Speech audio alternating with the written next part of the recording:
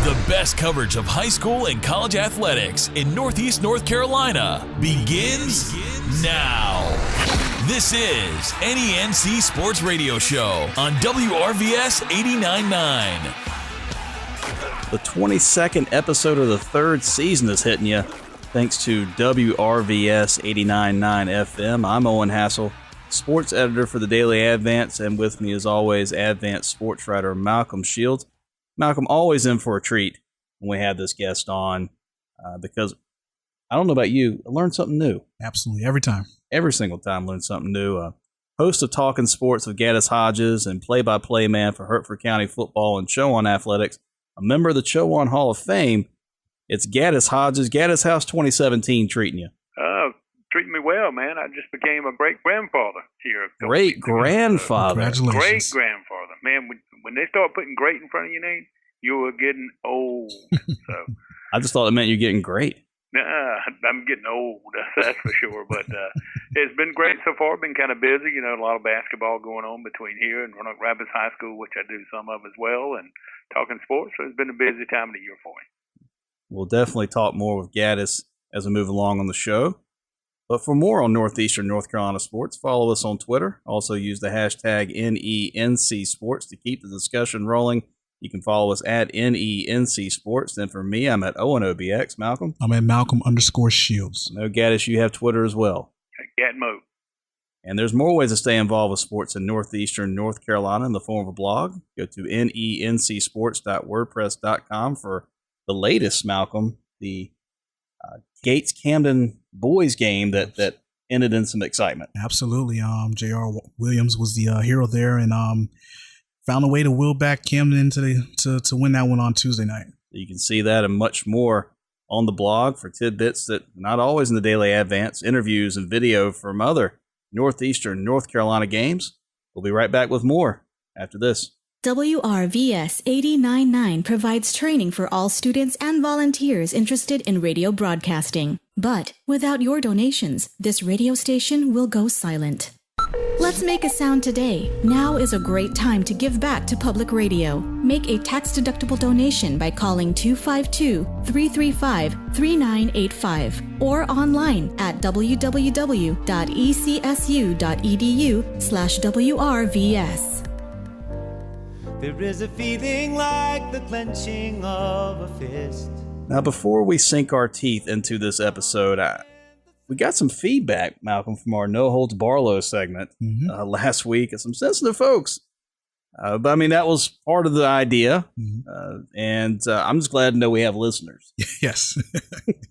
that people are going to come back and say, hey, that's not right. Or, oh, what about this? I mean, I'm not going to name names. But if you read some Twitter feeds, you'll probably see a few people not so excited about No Holds Barlow. Yeah, we got fans all across Eastern North Carolina. That's good to know. So speaking of the Pasquotank boys' basketball coach, Michael Barlow, his team lost to Northeastern on Friday. And the Eagles went on to beat Atlantic Shores a day later and then lost at the buzzer to Terry Sanford, the Fayetteville School, 3A school, on Monday in the Martin Luther King Day Junior Classic at Farmville Central. Malcolm, you've seen Coach Ronald Nixon's club a few times.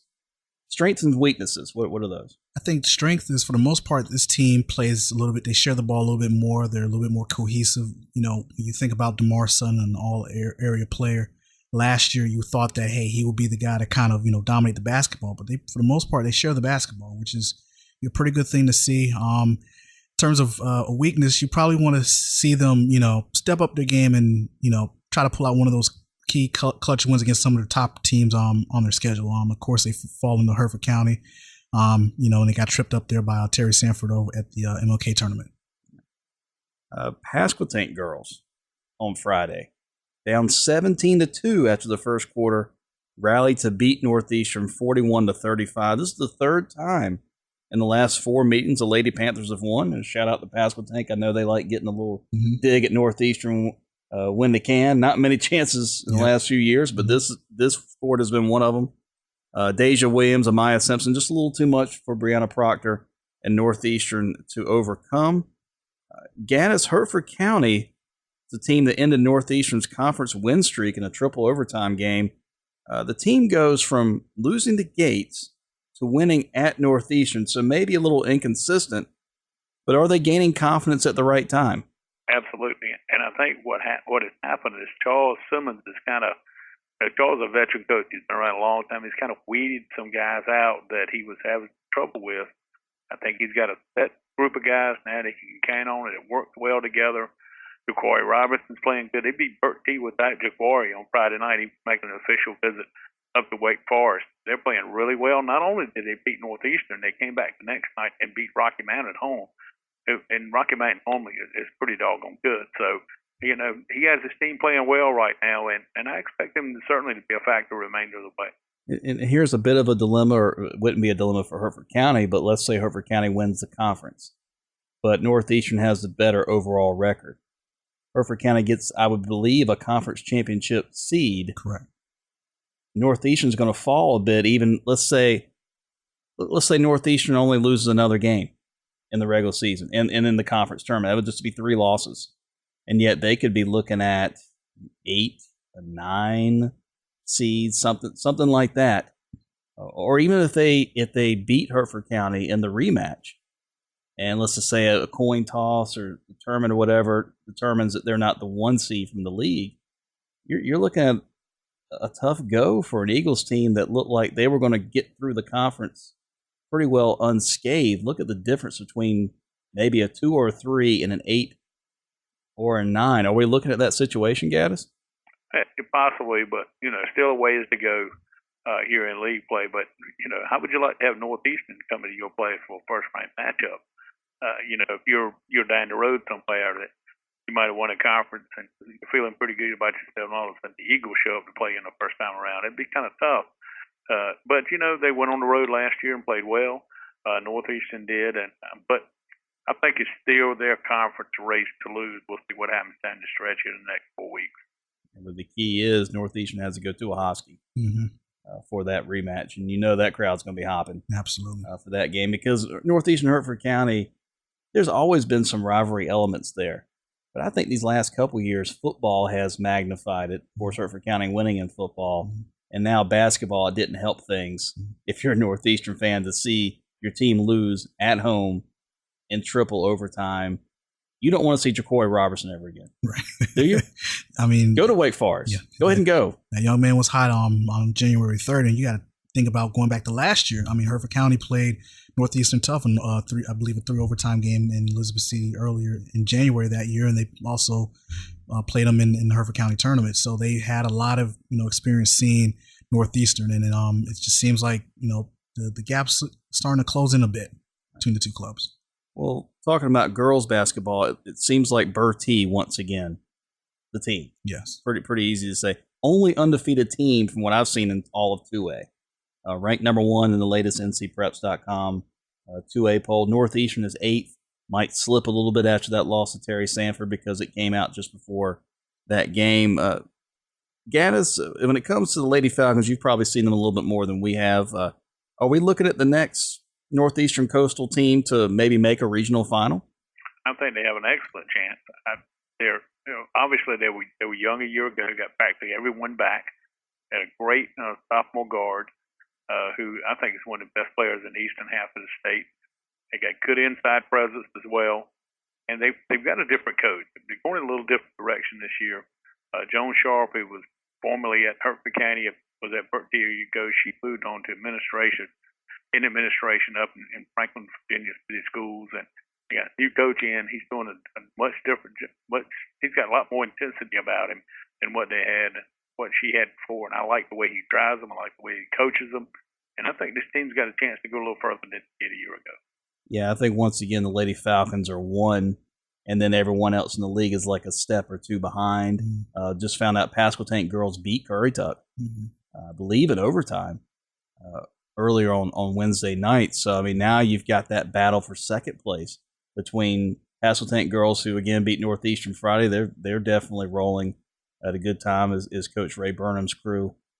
You got Pasquotank, you got Currituck, and then there's another tier after that. I mean, Northeastern's a team with someone like Brianna Proctor who could beat anybody at any time when you have somebody like that. I don't know of another post player as solid all around as Brianna Proctor. is, and they just need a guard. They need someone. It doesn't have to be a Leah McNeil like somebody else. I think we've mentioned this before that could make them the true wild card in this league. But Bertie is that team that could keep I like to call the Northeastern Coastal streak alive. Mm-hmm. You had the last 3 seasons now, last winter, last spring, and then this past fall, where at least one team got to a regional final from the conference or got to a state final in the case of Edenton football, First Flight soccer, or won a state championship in the case of First Flight boys soccer. So it's just the good times keep rolling for the corner, and definitely want to keep seeing that. Since we've got, go ahead. I was just wondering, in terms of this conference for the girls' side, does this conference get 5 teams in to the playoffs? I'll throw it to Gattis. What do you think about that? That's going to be very difficult, I think, because I'm like you. There's a big separation between Bertie and everybody else. And I don't know if the strength of this conference is going to be good enough to propel 5 teams into the playoffs. I think it's very difficult. I'm thinking at least 3. Mm-hmm. I think you can look at Pasquotank and Currituck and Bertie. I don't know much after that. I mean, Northeastern took some lumps in non-conference, which is going to hurt them, just like it did last year. Right. Actually, I mean that was the crazy part about it. 2 all-area players, the area player of the year, Leah McNeil, and Northeastern didn't make the playoffs. Right. Strange, mm-hmm. but that's how it turned out. As far as the boys' teams getting in, obviously Hertford County, Northeastern. I think First Flight gets in. They've got a pretty good overall record right now. And they've played some tough teams non-conference and still mm-hmm. have a pretty solid mark. After that, I think Currituck has a chance. Yes. Currituck winning on Wednesday against Pasquotank. It might just be 4 for the boys. Mm-hmm.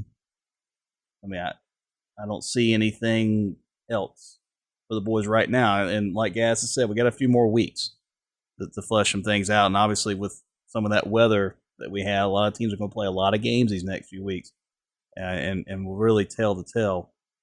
They are Coastal 10 Conference. We want to go into the whole playoff talk. We're already into it. I'm going to go ahead and try to finish this. Coastal 10 is the same situation for the girls. Plymouth is a level above Brittany Franklin and company. You got to think they have a chance to get back to a state championship game. But Brookwomen's, yes, surprisingly, Women's second in the league, and Camden is very young, but they're getting a lot out of what they have, and JC Staples is doing a lot as well. Mm-hmm. I think 20 points against Gates on Tuesday. So that, and with 1As, of course, it's a little different. You expect to see more teams get in. And the boys' side, we're going to still talk about it a little later with Camden Gates boys. You were at the game. I want you to explain as much of it as possible. But since we've got what I like to call the NENC encyclopedia here in Gattis Hodges, and obviously that's a huge compliment. This man knows what he's talking about. He's been covering sports in this area for a long time. He just said he's a great-grandfather. I didn't say that. He did. And I thought it'd be nice to look in the archives for some memorable events from years past. So I want to go for this week in NENC sports history. So 5 years ago, Malcolm, on this date, Little League Baseball Incorporated began working with the Elizabeth City Parks and Rec when South Park Sports Complex was open off Weeksville Road. Also, women's basketball player Mikkel Harvey scored 50 points in the game. That's 5 years ago. Wow. Now we're going to look back to 2007. Bunch of players from the corner made the NCPreps.com All-State football team for 2A and 1A. The 2A notables, remember these guys, Durante McNeil and Colby Morris from Northeastern. I think we remember Durante McNeil. Broke rushing records at Elizabeth City State, but he finished with the Eagles as the state's 3rd all-time leading rusher, 7,809 yards in 4 years. Had 3,029 his senior year. That was the fall of 2006. And Gaz, I'm going to throw it to you. Who do you think made the list at the 3A level? 3A level 10 years ago? Mm-hmm. Wow. Oh, my goodness.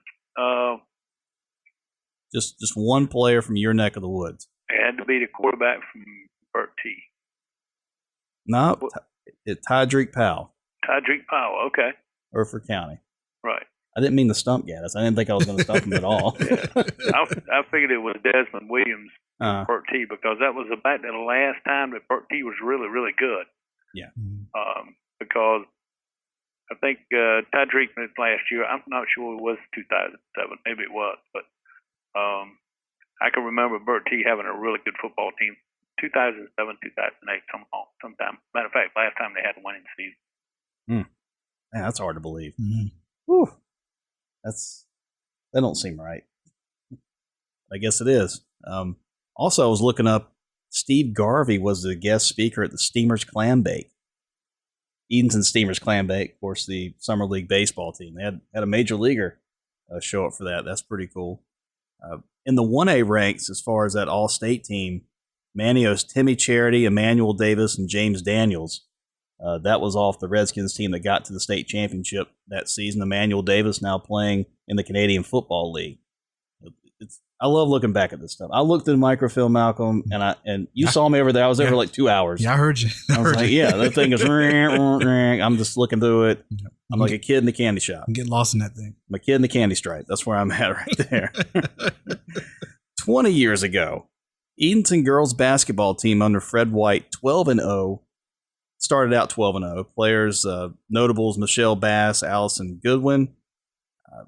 He finished his coaching career as one of the state's top 10 in victories, did Fred White. And then I saw something else that was very interesting. The story near it said East Carolina rallied to beat Richmond. This was men's basketball. They got 4 points in the game from, Aliko Dunk. Coach Dunk. Aliko Dunk. There you go. When he was playing at East Carolina, got 4 points for the Pirates. We got all that out of the way, but I had to dig a little deeper. I found a few other things that people might not have known about the history of sports. In 1917, the first ever high school basketball game in Northeastern North Carolina was played. One of the coaches, you guessed it, Robert Woodley. Good job, Coach. He's been around a long time, people. Yes. It's amazing. He doesn't look a day over 70. In 1964, the Camden Board of Education discussed naming its football field after a newborn baby who just looked destined to do great things for Camden athletics. Yeah, Scott Jones has always been that important. There you have it. Those are some things I had to dig up. I had to get a little deeper. There you go. In the microphone. I really had to look. Always educating us. Well, I mean, I felt like it was important. Yes. Otherwise, they're just sitting there and they're dusty and people just don't care anymore. You got to understand history. Mm-hmm. I mean, what does history mean? His story. There you go. It's our story. Mm-hmm. Everybody's story right there. Is any trivia you can give to us, Gattis, off the top of your head? Man, it's a lot to look back on over the years. I can remember those guys like McNeil and those guys. Man, how good he really was. Of course, I had a chance to watch him for 4 more years, or 3 more years at Louisville City State. But just remember him being one of the best athletes I think that have been in the Northeastern Coastal Conference. And that would be, last year you had me on, and we were looking at top players in history of Northeastern North Carolina. It'd be good to do that with just the Northeastern Coastal Conference sometime, just to kind of take a look and see who the best players were over the year. An all-time Northeastern Coastal team, so you got about 17 years to work with. I would think Durante McNeil would definitely be your premier back on that team. That was just before Jock Lewis, so Jock wouldn't be in it. Northeastern was still 4A Big East at the time.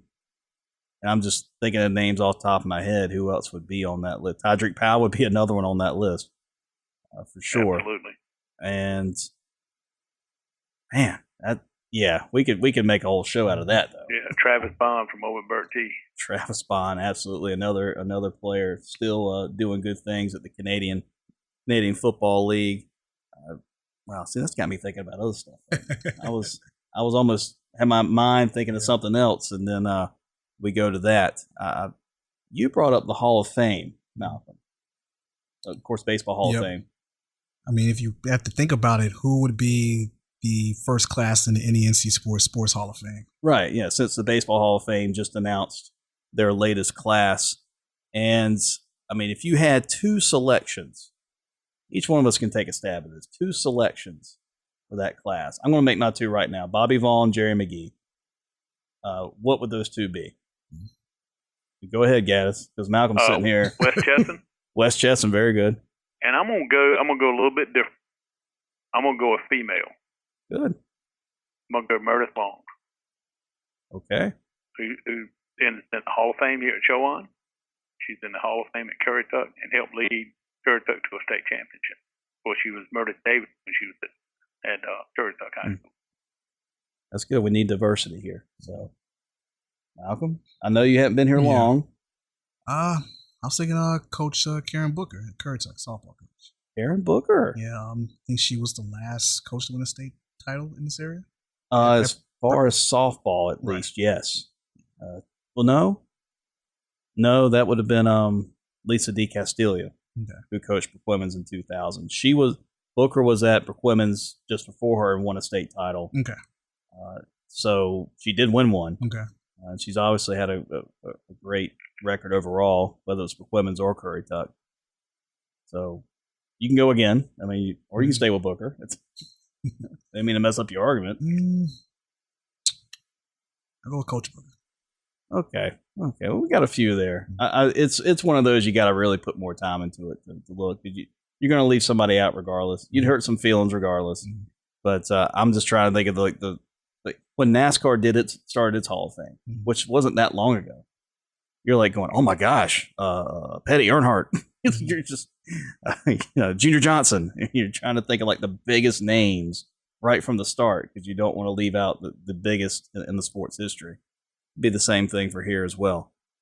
And we'll be back with more Northeastern North Carolina athletics. Discover graduate education at Elizabeth City State University. ECSU currently offers 4 graduate degree programs: elementary education, biological sciences, school administration, and mathematics. To learn more, contact the Office of Graduate Education at 252-335-3947 or online at ecsu.edu. Now, of course, after a break, you're going to forget a few people. For some reason, Jim Catfish Hunter just escapes us because we're just so used to the aura of him that, everyone just knows. And then here we are trying to think hard about other people. And then, Malcolm, you came up with somebody. Jethro Pugh. I mean, okay, now we got a little bit of a nice core start here. I mean, good gosh. Yeah. And I mean, there's 2 names I'll throw into it real quick, even though they would be Pete Rose-like to this area. But Anthony Smith and Kenny Williams. You got to put the other stuff aside. Anthony Smith, of course, his situation with possibly killing people. Yeah. And then Kenny Williams' his own concerns he's had, but we're just talking about on the field, on the court. Those 2 were incredible to watch.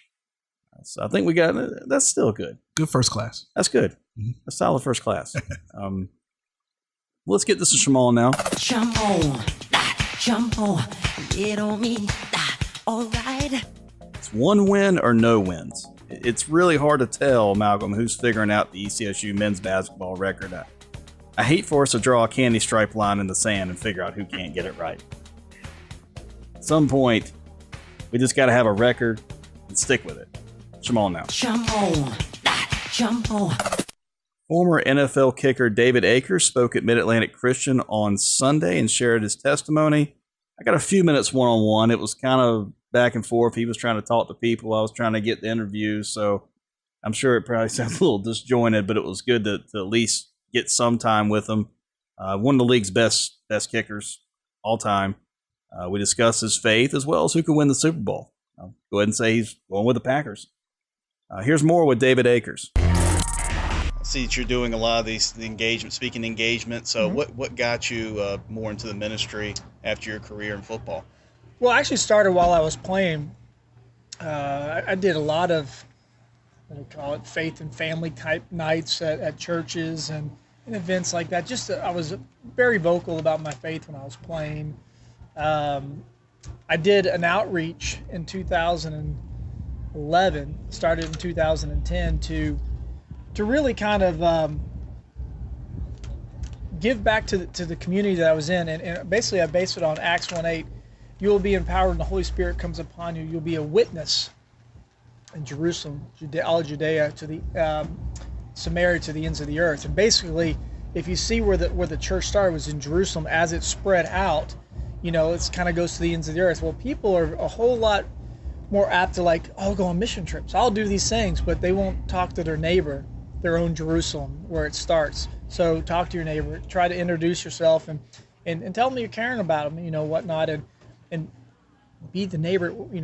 Now everybody is inside their house. They don't want to answer the door. Go through many neighborhoods and see if you see people out and, chatting about. You just don't see it as much. So I called it My Jerusalem, basically to have the neighbors be able to come out. And I had a believer basically bring a non-believer, made tickets real small. And I did it with Christian music. And that was really the first time I got up in a public forum and shared a message. And people just started asking me after that. And from that, I went through Global University, which is part of the Assemblies of God, and I got my credentialing and became a pastor. Basically, I say that loosely, a licensed, reverend, where I can basically marry and bury. The pastor's joke on that. So,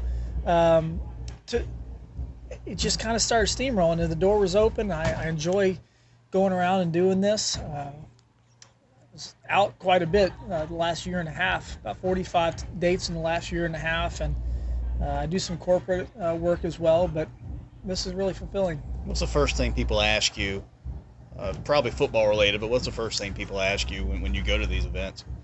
It just depends on where you are. I think Garrett here's first thing he was asking me is about where I went to school, as he has the University of Kentucky hat on, and he knew the answer prior to that because I went to Louisville, and we're going to have some choice words with each other here in a minute. But it just depends on where you are. And, why did you get into, very similar type of question, why did you get into this? Where was your heart?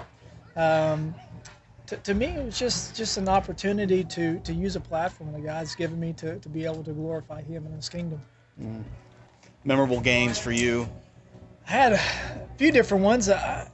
This time of the year, there's one against the Atlanta Falcons where we were with the Eagles and came back and in the cold, nasty weather, and were able to dominate the game to get to the Super Bowl. That was after 5 attempts. That was the 5th attempt to make it to the Super Bowl.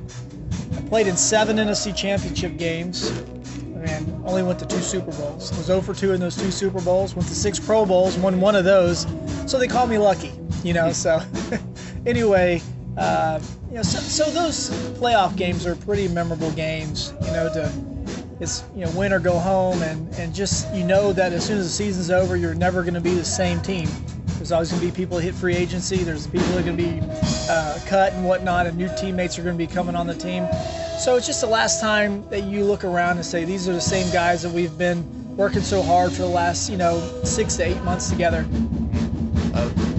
What do you try to impress most upon groups, especially younger groups? Well, the first time I go out with kids, I really talk about persevering. A lot of times people get really down on themselves and thinking that they had a track for their life, and they think it's the way it should go, and God's got a plan for you. It may not be the way that you're expecting it to go. So persevere, get yourself up, keep going, rub a little dirt on it, as my dad would say, and know that is biblical. A lot of people go around and they claim this false gospel. If you read the Bible, there's plenty of times in the Bible it talks about persevering. Not that, everything's going to be great, you just can name it and claim it, and your life's going to be just fantastic, and you're not going to have any issues. That's contrary to biblical belief, for sure. I mean, that's not what God's Word says. So He talks about give it pure joy when you face trials of many kinds. I'm like, what? You face joy? I don't know about you, but I struggle with that, But it develops your character, during that as well. And, understand that you will persevere by working through that. Persevering. How many tackles did you have to make? Time. It's funny. You probably remember those easily. Funny. At one time, somebody said I had 26 solos, but I don't know what it ended up if you did, assists and whatnot. But I don't know. That's not really a stat that I keep too much, but enough to have some aches and pains, and enough to know that they ran me over a few times. Is it easy to teach kids that it's not all about just winning a Super Bowl? It's about the experience, maybe, or is that absolutely, how you go about it? Absolutely. If you're focused on like the actual trophy in life and say, well, the world says you have success when you win this, or you achieve this greatness in your job, or you get this accolade over here. That's just not the way we're supposed to live. Biblically, we're supposed to be looking on the eternal values, things that do not rust, people aren't going to steal, or things aren't going to tarnish. So by looking at that mindset, it's more of an eternal perspective. It's about the journey. It's about finishing the race well, Paul says. So absolutely, I'll impress that tonight. Tonight, I'm going to have three kind of main points: persevering, perspective, focusing on eternity, and also understanding that you can't do it alone. It's by the personnel groups that you're surrounding yourself with, your teammates or your network of people.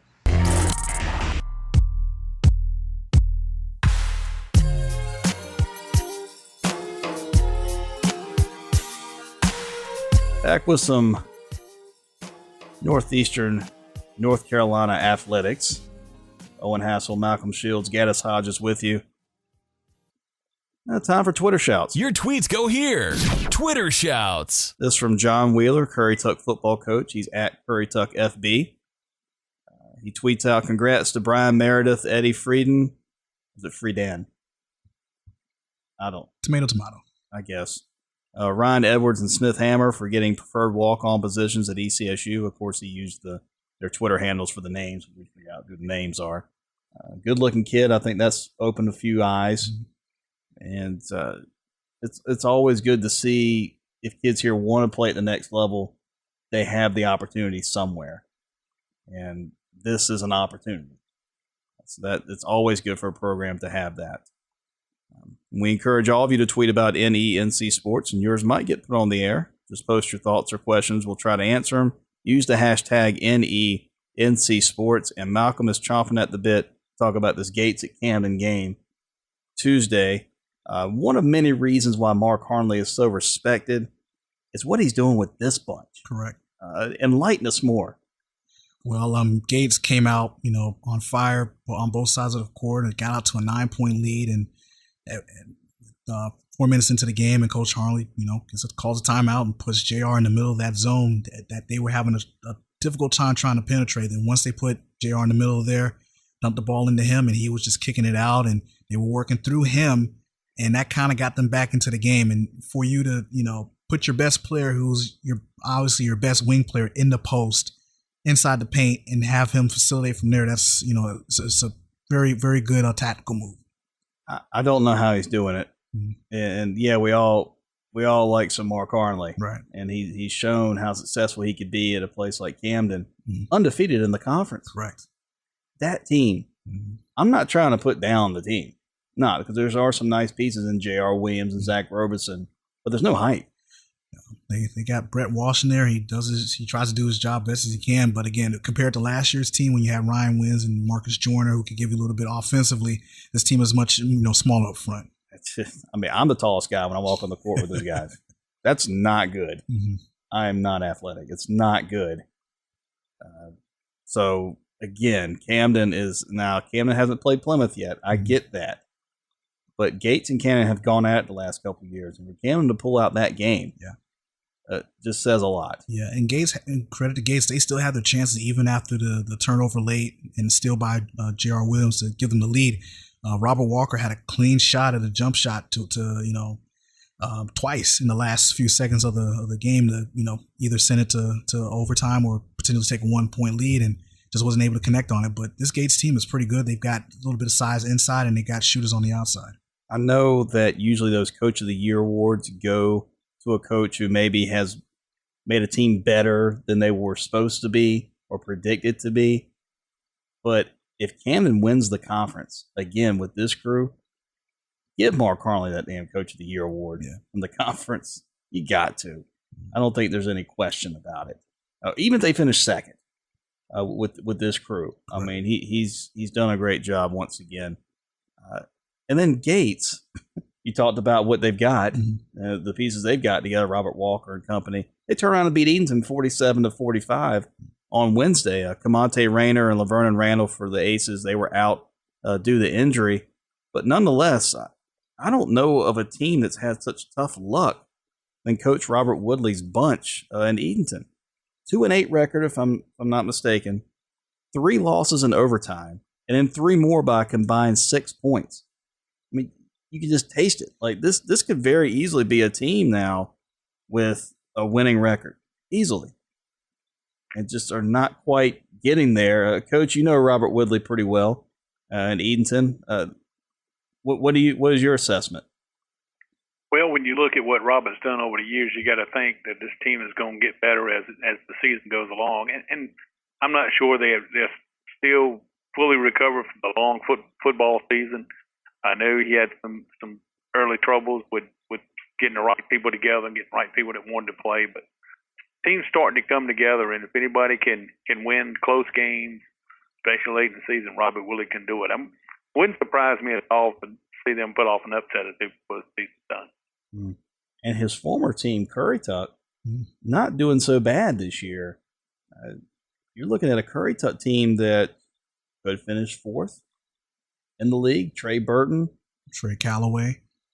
They've got some talent there, and it seems like they've starting to get their groove after the the Christmas tournament break near the New Year, and this team is slowly coming together. Yeah, and again, that's that middle of the pack to where they're going to be fighting for playoff berth. Even Pasquotank is fighting to some degree for a playoff berth. They're going to have to turn it on late in the year, but when it's overall record we're looking at these things, you have a chance depending on what you've scheduled. It lends itself to scheduling a few teams that you can beat to help yourself out, because Pasquotank plays 4 games this week. They started the week with Columbia, and you're thinking to yourself, why? You need to get your conference games out of the way. Well, the way the playoffs are set up, once again, winning percentage. Got to keep Columbia on the schedule if you can. You can play 4 in a week by certain circumstances, and I guess weather is one of those circumstances. Otherwise, you're only supposed to play 3 in a week, and you'll see more schools doing that, playing 4 games in a week for some of those reasons, or just to get their games up in general. The couple teams that can't do that are the ones in the Coastal 10. They've got 18 conference games. It's utterly ridiculous. And I know we're beating a dead horse there, because next year it's not going to matter. We got a new conference, 6 teams. It's going to be a lot easier for everybody involved. But when you put weather into the mix, Malcolm, I don't know if there's a done deal that the Coastal 10 is going to have a tournament this year. Have you heard any different? Last I heard, talking with Coach Harley, he said if weather cooperates, there's a desire by the coaches to, hey, let's get a tournament in. But if it's another weather event, it could be, they could scrap the tournament. It sounds like more of the smaller 1As in the league want to have it because it is a moneymaker. Now, everyone wants to make money, right? But at the same time, some of these bigger 1As are thinking it's a lot of mess to deal with and try to now fit into a small window when, once again, 45,000 conference games to try to get together and then put this tournament together at the same time. Every day is so important, and you just missed like 3 days. I'm about 3, maybe 4 days for some teams, and that's like an eternity. And right now, some schools are going through exam periods right now, so that's another thing you have to think about as well. Northeastern First Flight actually had to move its game from a Tuesday to a Thursday of the following week because of an amended exam schedule based, I believe, on the weather situation that happened earlier this month. So that's another thing to take into perspective. We'll get into Saturday. We'll talk about Northeastern Coastal Conference wrestling and swimming championships. Wrestling's at First Flight, swimming at the Albemarle YMCA in Elizabeth City. Any notables to look for, Malcolm? I guess you always start with Northeastern. Emily Bro and Juliana Connor. first, both all area swimmers. If you're looking at for the boys side, Camden, you got to expect that they're going to be there and competing, not for the conference title, but they usually do compete with Northeastern Coastal Conference teams. Ethan Jones and Gabe Keeling will be guys to look out for. Yeah. Camden has 28 swimmers this year, and for a 1A school, that's huge. Mm-hmm. And again, there aren't many 1A swimming teams throughout the state. That's why 1A and 2A are together when it comes to regional and state championships. And that's tough for the 1As, but at the same time, there aren't enough 1A schools to give it its own classification for that. If you did, that would look really good for Camden, going into regionals, going into states. I think those charter schools might still get in the way again. Unfortunately, we're seeing that in basketball. We've talked about that a few times. But 28 swimmers, I'm going to put it into another scenario here. 28 swimmers for Camden, Malcolm. Northeastern and Pasquotank combined have 17. And that's not Northeastern. Like usually they have pretty good numbers as well. And this year seems like it's a little bit down this year. It happens to be a year where they lost a number of seniors. I think more from the girls' side. But either way, they lost numbers. Pasquotank wasn't even sure if they're going to have a team. Coach Wendy Kobiela said, "You know what? I'll coach y'all too if that could work." And the state approved it that she's coaching Northeastern and Pasquotank. And again, with just those two together, she doesn't even have 20 swimmers. She's had years at Northeastern when she's had 25, 30, 35 swimmers. So there's that to think of. And yeah, if Camden was in the Northeastern Coastal Conference, they would likely win this meet, win a conference title in that league because they've beaten First Flight, the almighty First Flight in swimming this year. And that says a lot by itself. When a few years ago, some of the Camden swimmers talking to me saying we were begging people to come out for swimming. And again, a 1A school, you're struggling to get the finances to be able to support that sport. But if you have people who want to do it, you do what you can to make it happen. And Camden's made it happen, and they're having some success this year. And that's great to see. Ethan Jones, area swimmer of the year last year. It'd be hard to argue against him. This year, I know he does a lot of club swimming in Virginia, but when he comes down for the high school meets, he's the man. Night and day. Yep. He is the man. As far as wrestling, Currituck looks like they can pretty well have the Northeastern Coastal wrapped up for a team title again. There's Chris Franco is a big time wrestler for Currituck this year, and Raven Atkins for Northeastern. Javion Bass Knight for Pasquotank. Just trying to get a few names out of there. Jake Bass for Edenton. Yep. For Edenton. Jarvie Thomas for Edenton. So there's going to be some guys there in the mix trying to get a few more W's too to help their record when they go to regionals, because overall records matter too when it comes to wrestling. So a lot to process Saturday, a big day for the conference, and big day also in colleges for Elizabeth City State. Absolutely. After a augmented road trip that they thought was going to be 5 games, got trimmed down by a couple. They're finally going to be back home at the Vaughn Center on Saturday, hosting a very good Virginia State team from the men's side. The women, they're also struggling as well. Can the Vikings get it together? I mean, they're running out of conference games. Both sides are struggling right now. Right now, though, we thought before these last few games the women had a better chance of picking up a few more wins. Now it's probably the men. Yeah. They've been right there. Gattis, you saw them at Chowan on Saturday, almost stole one from the Hawks. Absolutely. And, what really got them going in the second half was the outside shooting of John Maynor, and Jordan Jones, former Hertford County player, just went crazy inside. I think he had 18 of his 24 in the second half, and Chowan had to go to a zone to stop him inside. Chowan shot 50% from the field in the second half and had hold on to win. I guess the Elizabeth City State team is certainly much better than their record indicates, and Coach Lou Grimsley is working his behind off on the sidelines. He's a hard-working guy. I was really impressed with the job that he did on Saturday. But as you guys very well know, when Elizabeth City and Chowan get ready to play, it's kind of one of those games where you kind of throw the records out the windows, because those two are really going to get after each other, and they're going to a lot of times give their best, and maybe that had something to do with it. But I was impressed with Elizabeth City State. The way the kids played really hard after the way the season has gone for. I really thought that there was a strong chance ECSU would not win a CIAA game this year. But seeing how close these scores are, you've got to think now. Yeah, I mean, it's going to happen. I mean, again, on Wednesday night, they had a 10-point lead in the second half against Lincoln, up in Lincoln, and just couldn't close it out. You just got to think that, a lot of, off the court stuff that's been going on, and, a lot of new guys have coming in, just the team trying to find a rhythm is, still been difficult. Yeah. Meanwhile, the women lost at Lincoln by 42. Yeah. What?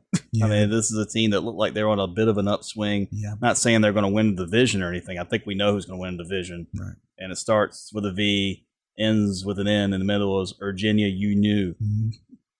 Yeah, and it looked like they had some promise there in mid-December when they won a couple conference games against Shaw and St. Augs. And then from that Fayetteville State game in Kinston, since then, it's just been the wheels have just come off this team. A part of it has to do with Jalen Brown being out a couple games, with an infection on her elbow.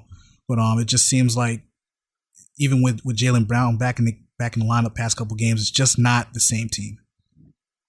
Mid-Atlantic Christian, Tierra Lester, named Player of the Week for the United States Collegiate Athletic Association, had 20-plus rebounds in one game of a 3-game road trip in Pennsylvania. Lady Mustangs still have a winning record, 9-7. The Fighting Aaliyah McNeils, I guess I can call them 6 players strong. Coach Charlie Troxell has now with Mackey. He's going with 6. That's what he's got. He lost Montana Moore in between the semesters. Didn't really specify why. So 6 players is what they're going to have to play with the rest of the way. He says, well, I still got the quality, just not the quantity. Hopefully that's true. Yeah. But 6 players you think eventually is going to wear you down. And that, I don't know how you get around that. I would try to find like somebody on campus that's bounced a basketball before. And I'm sure Coach Troxell probably has. I mean, it's not like the school's got 1,000 students. We're talking 150. Sometimes it kind of makes you wonder, how do they get a quality practice with only, six girls? Right. You definitely can't scrimmage. Right. 3-on-3 work is what you have. And I don't know. I remember covering Cape Hatteras football and seeing their practices with this like 8 players, football players sometimes. Wow. And they would use like traffic cones or the little, not a cone, but just the little markers as like linemen. Wow. To run through them and do drills. You work out something because you want to give the kids a chance, and even at the college level, of course, and that's what you have to work with, and you do the best you can. There's no other way around it. Wow, that was a lot of information. Absolutely. But we do have to close. However, always can follow us on Twitter at NENC Sports. I'm at ONOBX. Malcolm. I'm at Malcolm_Shields. And Gattis. Gatmo. That's for the latest sports updates, and pick up a copy of the Daily Advance newspaper. A lot of times we go beyond the radio times, so go to YouTube if you're not listening on YouTube already, and search for either WRVS 89.9 or NENC Sports. For Owen Hassel, Malcolm Shields, and Gattis Hodges, pleasure to have you on the show again, buddy. Always good to be with you guys. You guys are the best. Thanks for having me. This the NENC, and don't you see? Athletes live here. NENC Sports Radio Show is produced at the WRVS-FM studios on the campus of Elizabeth City State University.